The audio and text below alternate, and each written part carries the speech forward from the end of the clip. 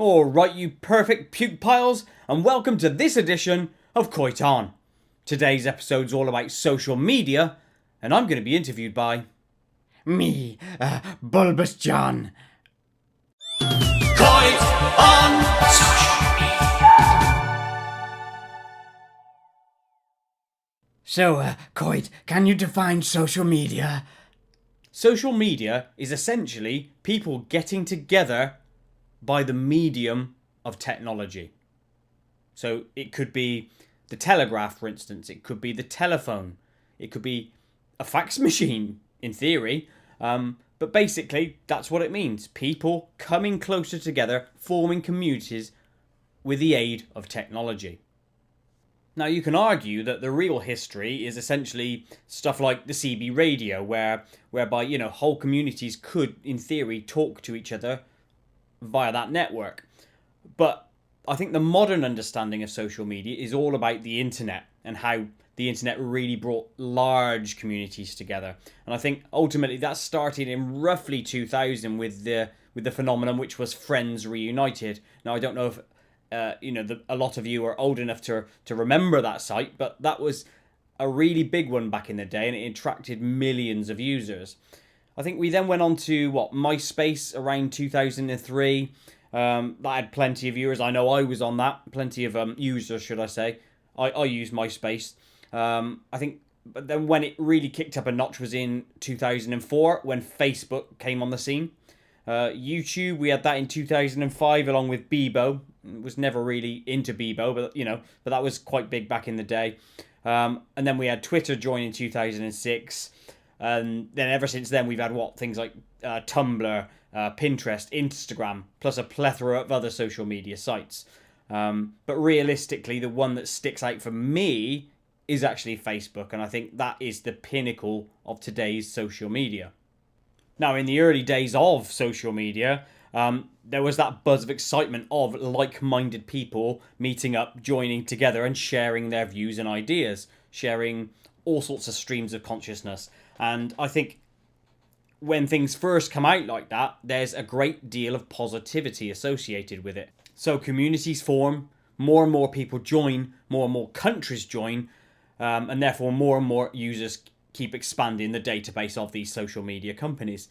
The initial early positivity has unfortunately, though, given way to meh attitude and negative outcomes. So what's the current state of social media? For me, the current state of play of social media is this. I think everyone, because they're choosing to like this or like that or say they're in this community or that community, actually what social media has done is actually create avenues for segregation. And I know that sounds strange, but we're forming our own avenues of ideas. So what's happening here is actually you're polarizing people, pushing people apart.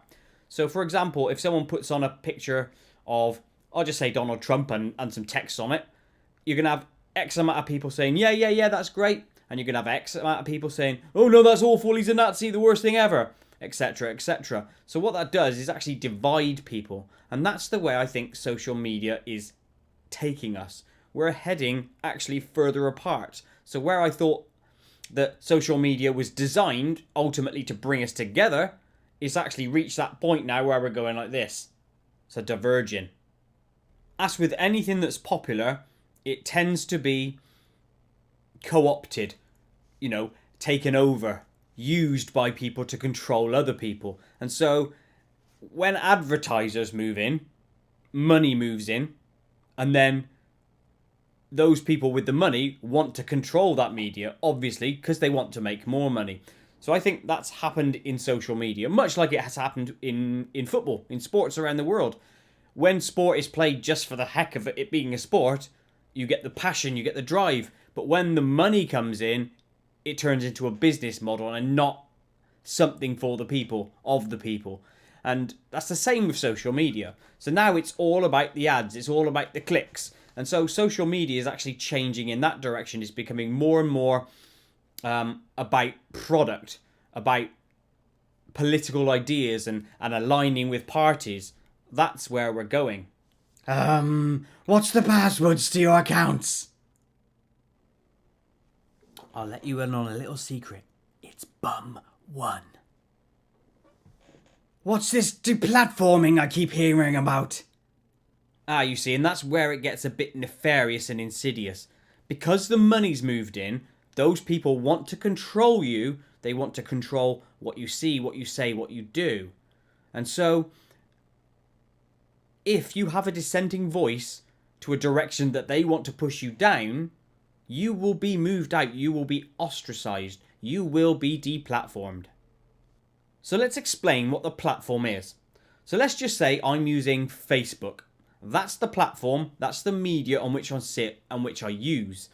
Now, say I wrote something offensive to somebody on there and they decided, I don't like that, I'm going to be offended by that, I'm going to report you. If enough people got together and reported me and didn't like it, if it reached a certain threshold or whatever the social media company decides to put in as limits, they can say to me, right, you're off. You're out of here. Piss off. And then once they've cancelled my account or suspended me or whatever, I am deplatformed. I'm no longer on there.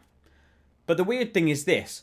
Social media today is essentially the market square, the town square.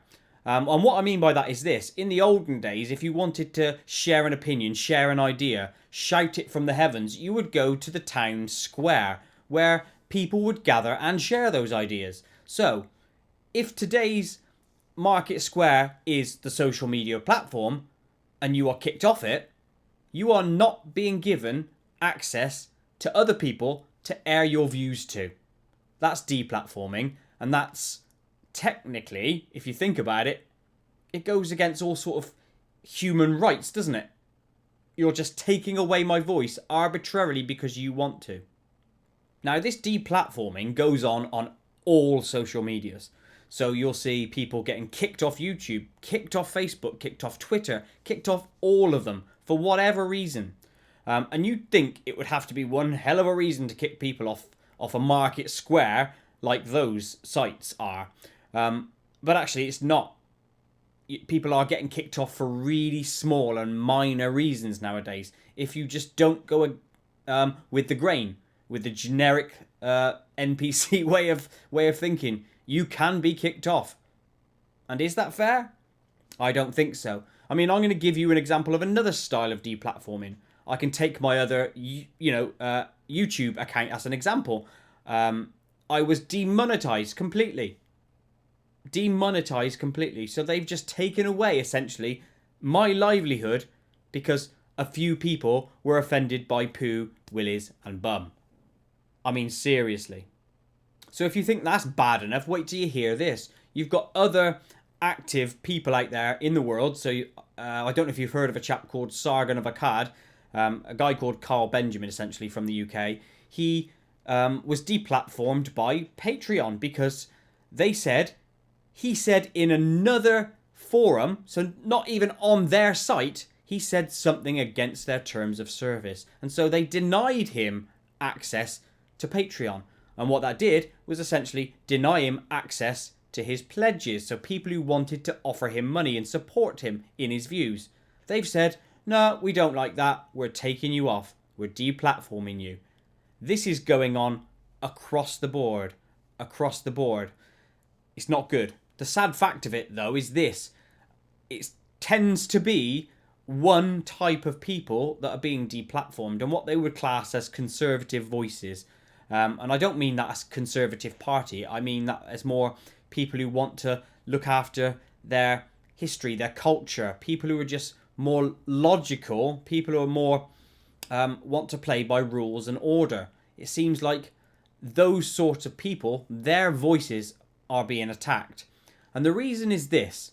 The majority of these social media companies are actually owned by tech giants based in the very, very liberal states of America. So your Californias, places like that. So that's Google, who own YouTube, and obviously who own Google themselves. Facebook is based there. Most people who work for those companies are actually more liberal thinking people. And so if they're the ones deciding which voices are the dissenting ones, they're the ones in control. And that's a bit unfair. Where do you see it all going then? Well, I see things going tits up for these social media companies. And I don't mean that in the way that their stock will collapse, their companies will cease to trade, and the platforms, won't exist anymore. I don't mean that. No, I believe that these companies are going to be heavily regulated by the governments of the world. Essentially, what is going to come to light is huge bias against, 50% of the population. The other half, the conservative voices that the Liberals seem to be ousting. And so I think things will come out about that. And these companies will be forced to have, some measure of impartiality test. And the same can be said for, like the news being pushed across these networks. So where we're constantly seeing fake news this, fake news that, I think it's going to get to a point where everything is impartiality tested. And the reason I think it's going to get to that stage is because there's going to start to be a shed load of lawsuits, sent out by these ousted voices. And ultimately, the countries in which these social media companies exist are based on a legal framework. And so if these dissenting voices can push back in that direction, they will have no choice. You can already actually see a lot of CEOs of these tech companies are being pulled in front of committees to justify their actions in certain areas of their business. Is it, have we caused this issue? Have we defended this issue? Why are we doing this? Why are we doing that? That's going to become more and more prevalent to the point where they will be almost a puppet of the governments. That said, if they're a puppet of the government and they actually are sorted out to the point where everyone's voice is heard, where everyone is judged fairly, then that's a great thing. And I think if we can push back against this silly offence culture that is leading to all this crap in the first place, even better. If that doesn't happen, what you're going to find is that other social media platforms will rise, ones to cater for the conservative voices, for the people ousted. And once one of these takes off, Google, Facebook, and others will eventually see their company just drop off. Because if there's somewhere to go where you're not restricted, where you're not censored, that's the platform where most people want to be. If the offended people want their own platform, they can stay on the ones that decide to oust people. Fine, you stay over there. All the people who just want to talk freely, honestly, and truthfully, they'll migrate to that new platform. Is that it? Yeah, I think so. I think I've covered the majority of it, other than predicting what future social media platforms may come about. I've been thinking quite hard on that one over the past few minutes and can't think of a direction to take it. I suppose if I did and I put it on here, somebody would probably run with it and make a shit ton of money anyway, which is great. Nice to see other people profiting off my work, which tends to happen. Go on YouTube, you will see people earning money off my stuff while I'm demonetized. Swats. Anyway, so that's it. That's the end of this episode. As ever, if you agreed with me, if you don't agree with me, please write in the comments below. Please like, please share, and please subscribe to this channel. You can also subscribe to the Koit animation channel by clicking the image at the end of the video. I'm pretty sure there's one coming up, so get on it. Also, please write in the comments if there's any other topics you'd like me to discuss for the future. And also, if you have any questions for me in general, I'm happy to answer them. And now, I'm going to have to say this. Cough!